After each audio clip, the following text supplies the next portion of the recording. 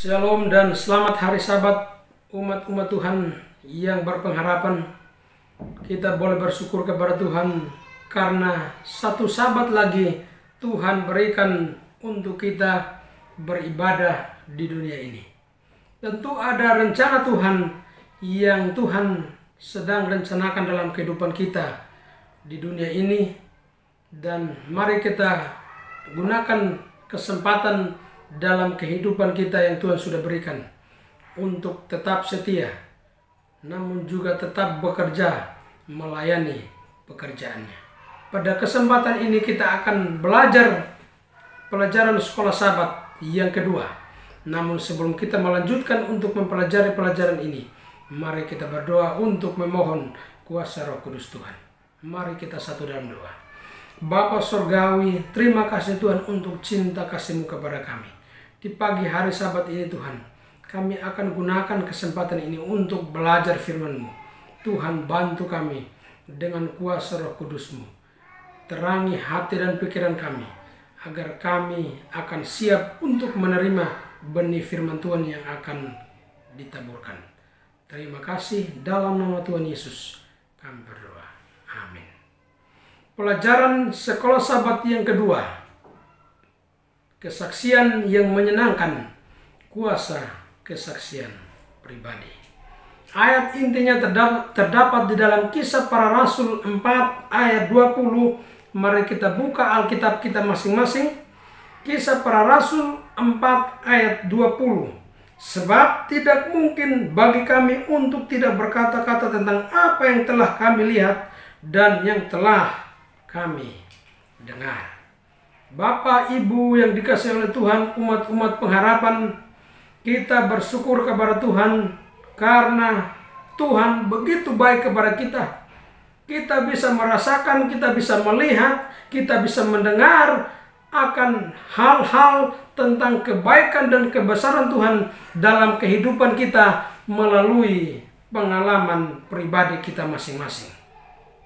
Kasih dan pengalaman serta kekuasaan kebesaran Tuhan dalam kehidupan kita perlu kita sampaikan kepada sesama kita, kepada tetangga kita, kepada siapapun. Bahkan kita perlu menyampaikan kepada dunia ini bahwa inilah kasih Tuhan yang maha besar itu kepada kita manusia ini.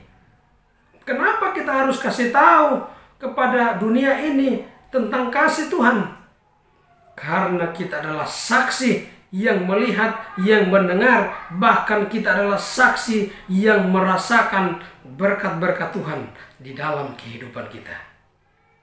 Pengalaman pribadi merupakan pekabaran yang sangat besar kuasanya dalam penginjilan. Itulah yang harus kita sampaikan kepada dunia. Banyak pengalaman kita, banyak kasih Tuhan yang kita sudah terima, banyak kasih Tuhan yang kita sudah rasakan. Lalu bagaimana dengan respon kita kepada kasih, kemurahan, dan berkat-berkat Tuhan itu dalam kehidupan kita?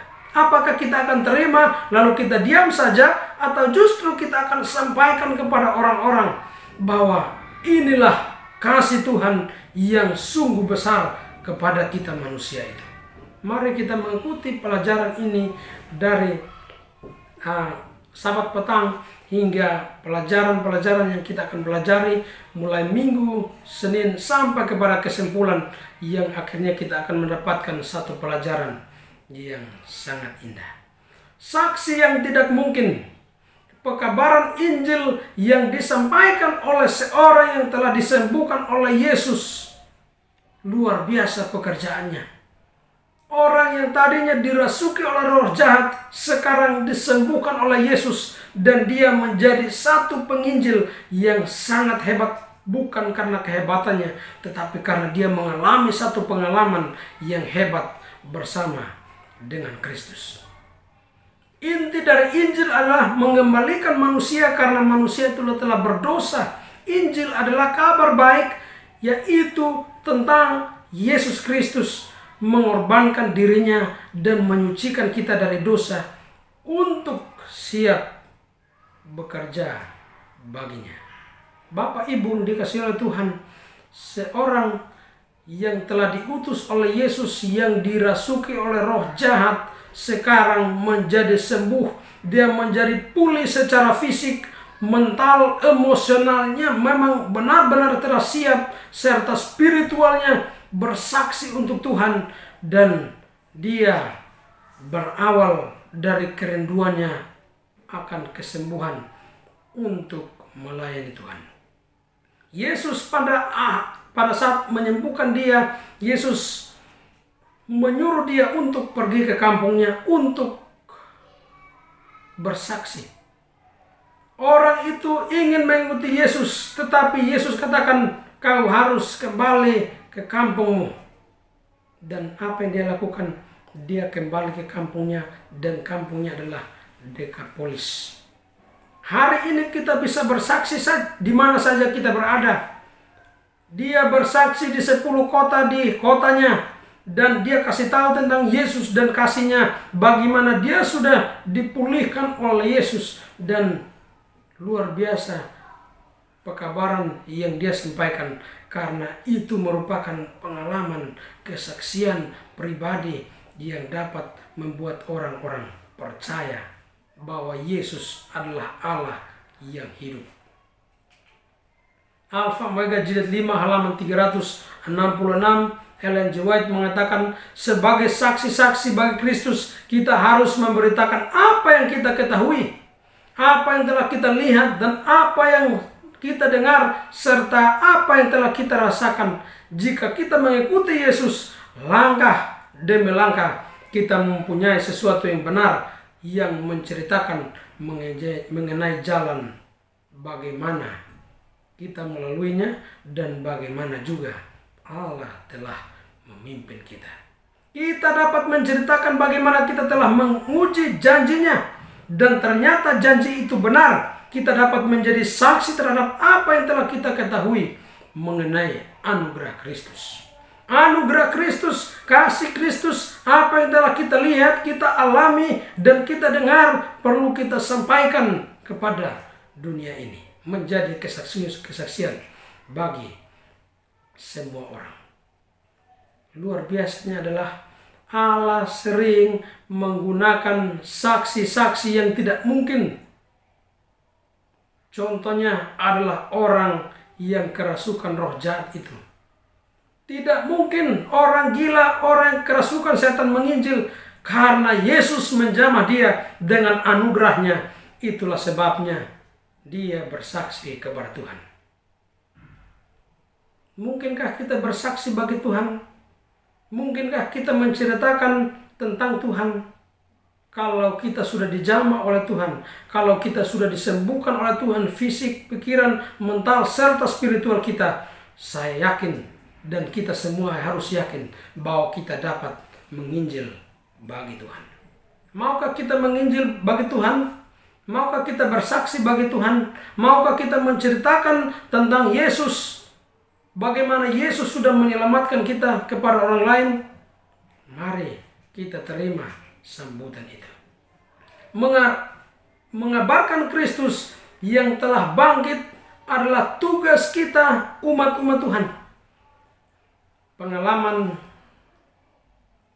orang-orang yang bersama dengan Yesus, yaitu Maria yang pergi tergesa-gesa ke kubur untuk melihat makam Yesus. Mereka datang ke sana, namun mereka terkejut karena mereka tidak menemukan siapa-siapa di dalam kubur itu. Yesus tidak ada lagi di dalam kubur itu. Kemana Yesus? Dia telah bangkit dari kematiannya.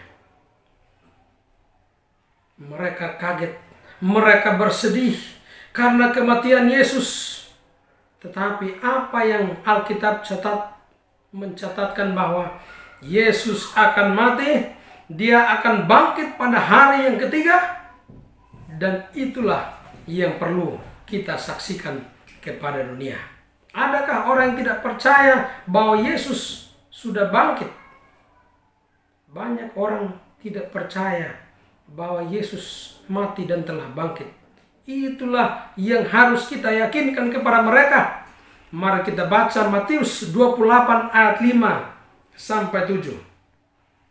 Akan tetapi malaikat itu berkata kepada perempuan-perempuan itu, "Janganlah kamu takut, sebab aku tahu kamu mencari Yesus yang disalibkan itu. Inilah buktinya bahwa Yesus mati setelah ia disalibkan." Ayat 6. "Ia tidak ada di sini, sebab ia telah bangkit sama seperti yang telah dikatakannya. Mari lihatlah tempat ia berbaring." Ayat yang ketujuh. "Dan segera pergi dan katakanlah pada murid-muridnya bahwa ia telah bangkit dari antara orang mati. Ia telah mendahului kamu ke Galilea. Di sana kamu akan melihat dia. Sesungguhnya aku telah mengatakannya kepadamu." Bapak, Ibu, saudara-saudara yang dikasihi oleh Tuhan, firman Tuhan jelas. Yesus bangkit setelah setelah ia mati dari peristiwa yang sudah dicatat dalam Alkitab. Maria segera merespon akan hal yang disampaikan oleh malaikat. Tanpa menunda, dia berlari pulang ke kumpulan murid-murid yang lain dan dia menceritakan kisah itu kepada mereka. Petrus segera pergi ke kubur lagi. Respon murid-murid mendengarkan kesaksian Maria.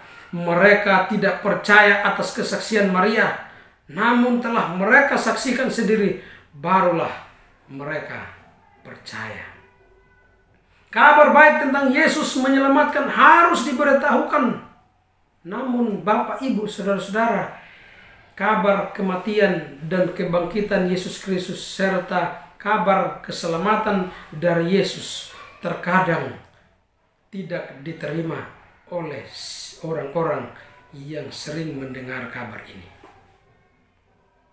Kabar tentang kematian Yesus Kristus, kebangkitannya, dan juga keselamatan yang Yesus Kristus berikan kepada setiap manusia, termasuk umat-umatnya, harus kita kabarkan kepada dunia. Walaupun kita terkadang ditolak, walaupun terkadang firman itu tidak diterima, namun tetaplah semangat untuk menyampaikan kabar keselamatan itu.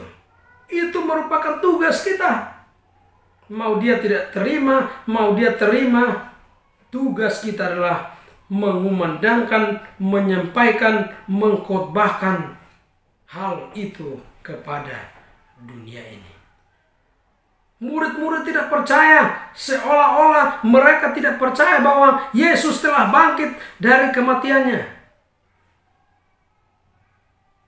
Dan mungkin saja ada keraguan ketika kita mendengarkan kabar tentang Yesus dan semua pekerjaannya di atas muka bumi ini.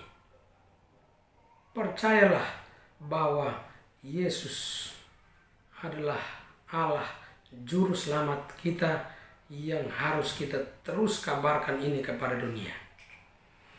Kehidupan yang diubahkan membuat perbedaan. Gereja Perjanjian Baru begitu pesat pertumbuhannya, ribuan orang menjadi percaya dan dibaptiskan. Kehidupan mereka mengalami satu perubahan yang besar karena anugerah Tuhan menjamah hati mereka dan mereka pun semangat dalam bersaksi. Inilah yang terjadi kalau Roh Kudus itu sudah mengubahkan kita dan kita akan menjadi saksi kepada siapa saja di dunia ini.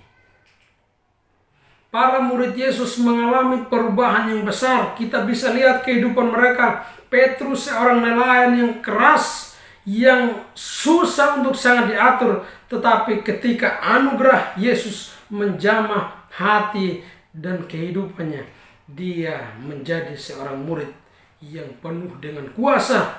Bukan karena kehebatannya, tetapi karena Roh Kudus menjamah dia. Yakobus dan Yohanes, mereka adalah orang-orang juga sama seperti kita. Mungkin sulit untuk mengendalikan amarahnya, tetapi ketika diubahkan oleh anugerah Tuhan menjadi saksi yang setia bagi Tuhan. Thomas, orang yang sulit untuk percaya, dia bahkan katakan, kalau sebelum saya memasukkan jari saya ke bekas paku atau luka itu, saya tidak akan percaya. Dia dijamah oleh Tuhan Yesus menjadi saksi bagi dunia ini. Murid-murid yang lain serta anggota-anggota gereja mula-mula masing-masing memiliki cerita sendiri untuk diceritakan. Mereka terus bersaksi kepada Tuhan. Mereka punya kuasa karena Yesus bekerja dalam kehidupan mereka. Mereka menerima anugerah itu dengan senang hati dan mereka bersaksi kepada Tuhan. Kebahagiaan sejati halaman 88, begitu seseorang datang kepada Kristus, maka begitu cepat pula lah lahir di dalam hatinya suatu kerinduan untuk memberitahukan kepada orang lain betapa indah berkat persahabatan yang diperoleh di dalam Yesus Kristus. Kebenaran yang menyelamatkan dan menyucikan tidak dapat dipendam di dalam hatinya. Kalau kita sudah merasakan berkat Tuhan, kasih Tuhan, kasih keselamatan dari Tuhan, maka tidak boleh kita diam, kita tidak boleh pendam itu, tetapi mari kita bagikan kepada orang lain agar mereka mengalami hal yang sama dalam kehidupan mereka. Perlu kita bagikan pengalaman kehidupan kita. Mereka yang telah menerima anugerah keselamatan dari Tuhan Yesus tidak dapat berdiam diri untuk tidak bersaksi bagi Yesus. Semangat kita harus dibakar untuk terus bekerja bagi Tuhan, menyampaikan kabar baik ini kepada dunia. Itulah tugas utama kita di atas muka bumi ini. Apa yang harus kita saksikan bagi orang lain? Kita harus membagikan iman kita, pengalaman kita, menceritakan kisah tentang bagaimana Kristus sudah mengubahkan kita, bagaimana Kristus telah menyelamatkan kita dari dosa dan kematian ini. Yang perlu kita bagikan adalah kita tidak boleh berhenti bersaksi tentang Yesus Kristus. Semua penyampaian kita, apa yang kita perlu ceritakan, semua adalah tentang Tuhan Yesus Kristus. Diri kita inilah yang perlu kita sembunyikan, perlu kita matikan, sedangkan Yesus dan kebaikan kemurahannya yang perlu selalu kita tonjolkan. Jangan sampai diri kita inilah yang kita terlalu lebih-lebihkan, berbahaya. Kita perlu bersaksi dengan cara yang sederhana, dengan pengalaman kita, dengan apa yang kita telah lihat, apa yang telah kita alami, yang telah kita jumpai secara pribadi, dan itu berdasarkan pengalaman-pengalaman kita bersama dengan Tuhan di dalam perjalanan iman di dunia ini. Contohnya sangat jelas kita bisa melihat dalam pelajaran ini, Rasul Paulus bersaksi tentang hidupnya. Bagaimana Tuhan pakai dia. Dia bersaksi di depan Raja Agripa. Dia memberikan kesaksian pribadinya. Dia berbicara tentang kehidupannya. Bagaimana dia pada awalnya adalah seorang penganiaya umat-umat Tuhan. Tetapi kemudian setelah pertobatannya, hidupnya sekarang sebagai saksi. Dia menyaksikan janji-janji Allah tentang kebangkitan dan keselamatan bagi orang-orang yang sudah mati. Kuasa kesaksian pribadi itu begitu luar biasa. Rasul Paulus berdiri di depan Raja Agripa, seorang raja yang sangat luar biasa, seorang raja dari keturunan Herodes. Raja ini adalah seorang yang sangat sinis, dia seorang yang keras, dia benar acuh tak acuh. Dia mengaku sebagai orang Yahudi, tetapi dalam hatinya ia adalah seorang Romawi yang memerintah pada saat itu Paulus berdiri di hadapannya menyampaikan kesaksian pengalaman pribadinya kepada raja ini. Bagaimana kita tahu tentang kepribadian Paulus ketika sebelum dia bertobat dan sesudah dia bertobat? Sebelum dia bertobat, dia adalah orang yang jahat, dia penjahat, pembunuh umat-umat Tuhan yang percaya kepada Yesus. Paulus bertobat. Dia adalah seorang yang beriman. Dia adalah seorang yang berkomitmen pada kebenaran. Dia adalah seorang yang sangat bersemangat dalam membela kebenaran. Dia menegakkan kebenaran. Dia adalah seorang yang sangat peduli pada keselamatan orang lain. Itulah sebabnya dia bersaksi kepada seluruh masyarakat yang ada pada saat itu yang telah ia jangkau. Baik kepada orang Yahudi, kepada orang Romawi, kepada semua orang yang membutuhkan kasih dan keselamatan dari Tuhan. Itulah sebabnya jika kita sudah dijamah oleh Roh Kudus Tuhan, kita sudah diubahkan oleh Tuhan, maka kepada siapapun kita akan menyampaikan kabar keselamatan ini. Paulus menyampaikan kesaksian pribadinya kepada Raja Agripa sesuai teks yang dicatat dalam Kisah 26 ayat 1 sampai 32. Dia menunjukkan sikap yang ramah kepada Raja Agripa. Dia menyebut Agripa seorang yang ahli dalam semua adat dan persoalan yang berhubungan dengan orang Yahudi. Paulus menceritakan kisah masa lalunya bahwa dia dulu adalah seorang penganiaya orang-orang kudus. Paulus juga menceritakan kisah pertobatan dan perubahan hidupnya pada saat dia mengalami perjumpaan dengan Yesus Kristus. Dan pada akhirnya Paulus mengakhiri kesaksian pribadinya kepada Raja Agripa dengan memanggil Raja Agripa untuk percaya kepada kebenaran. Kesaksian Paulus penuh dengan kuasa dan dampaknya besar bagi Raja Agripa. Raja Agripa tahu tentang kebenaran yang Paulus telah sampaikan. Itulah sebabnya kita tidak boleh henti-hentinya sampaikan kebenaran ini kepada siapa saja. Baik raja, pemimpin, masyarakat luas di kehidupan kita ini, tetangga kita, siapapun perlu kita sampaikan kepada mereka. Penyampaian kita, kesaksian pribadi, pengalaman kita pada akhirnya adalah harus ada panggilan kepada setiap orang yang kita jumpai untuk segera mengambil keputusan mengikuti jalan kebenaran Yesus Kristus ini. Tetapi bagaimana mungkin? Tetapi jika memang orang-orang atau siapapun yang kita jumpai menerima atau tidak menerima kesaksian kita, tidak menerima kebenaran, maka selebihnya biarlah kasih dan jamahan Tuhanlah yang menjadi bagian kehidupan mereka. Kesaksian kehidupan yang benar-benar bertobat akan memiliki pengaruh yang luar biasa kepada orang lain. Kesaksian pribadi haruslah berdasarkan bagaimana kita menerima kesaksian-kesaksian itu. Haruslah dengan perasaan yang datang kepada Tuhan untuk mengakui bahwa kita adalah orang yang bersalah, untuk membutuhkan belas kasihan Tuhan, membutuhkan pengampunan Tuhan, bahkan kekuatan dan harapan serta sukacita agar kita boleh menemukan karunia kehidupan kekal yang Yesus tawarkan dengan cuma-cuma. Buku Alfa dan Omega jilid 6 halaman 484.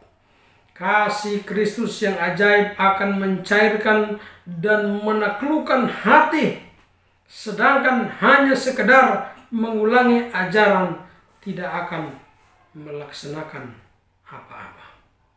Kasih Kristus mampu untuk menyentuh setiap kehidupan di atas muka bumi ini. Sebagai manusia kita tidak perlu membeda-bedakan orang, karena kasih Kristus dapat menyentuh setiap kehidupan di atas muka bumi ini. Siapapun dia, suku apapun dia, agama apapun dia, latar belakang apapun dia, Yesus mampu untuk menyentuh. Kasih Allah mampu untuk menaungi, menyentuh semua orang. Dan inilah panggilan kepada kita. Mari kita kembali kepada panggilan kita untuk menyampaikan tentang kasih Yesus Kristus, menyampaikan tentang kebenaran yang Tuhan sudah berikan kepada kita. Entah dimanapun kita berada, jika kasih Allah sudah menjamah kehidupan kita, maka kita akan dengan senang hati dan rela menyampaikan kabar baik kepadanya. Adakah kita semua ingin bersaksi untuk Tuhan? Adakah pengalaman-pengalaman yang sudah kita alami, kita lihat, kita dengar, bahkan kita rasakan untuk kita bagikan kepada orang lain? Saya yakin tentu banyak hal yang perlu kita bagikan kepada orang lain. Kalau iya ada pengalaman kita, ada hal yang akan kita ceritakan kepada orang lain tentang Tuhan. Jika ada kerinduan dalam hati kita, maka marilah kita bawakan itu kepada orang lain. Sehingga itu akan menjadi kesaksian bagi orang lain, agar kita semua mengenal siapa Tuhan dalam kehidupan kita. Kalau iya, mari kita sama-sama berdoa, kita memohon jamahan kuasa Tuhan agar menguasai kehidupan kita untuk kita terus bersaksi selagi kita hidup di atas muka bumi ini. Mari kita berdoa. Bapa Surgawi, terima kasih Tuhan untuk pelajaran yang telah kami pelajari. Biarlah jamahan Tuhan menjadi bagian dalam seluruh kehidupan kami, agar kami siap untuk membawakan kabar damai, kabar keselamatan tentang pekerjaan Yesus Kristus, kematian dan kebangkitannya, serta keselamatan yang telah dikaruniakan kepada dunia ini. Tuhan berikan keberanian kepada kami semua, agar kami boleh bersaksi dimanapun kami berada. Mampukan kami Tuhan, biarlah kehidupan kami akan semakin hari diubahkan untuk menjadi saksi bagi Tuhan. Berkati umat-umat Tuhan dimanapun berada, biarlah kasih dan damai Tuhan menjadi bagian dalam hati dan kehidupan mereka. Kami percaya bahwa rahmat dan kasih Tuhan mampu untuk menyentuh setiap hati manusia yang berada di atas muka bumi ini, untuk boleh mengalami perubahan dalam kehidupan kami masing-masing. Terima kasih, inilah doa kami. Ampuni dosa kami, dalam nama Tuhan Yesus kami berdoa. Salam, selamat hari Sabat Bapak Ibu yang dikasihi oleh Tuhan. Kiranya kasih dan kemurahan Tuhan akan selalu menjadi bagian kita. Tetap jaga iman dan kepercayaan kita, tetap bekerja bersaksi bagi Tuhan sampai hari Maranatha tiba.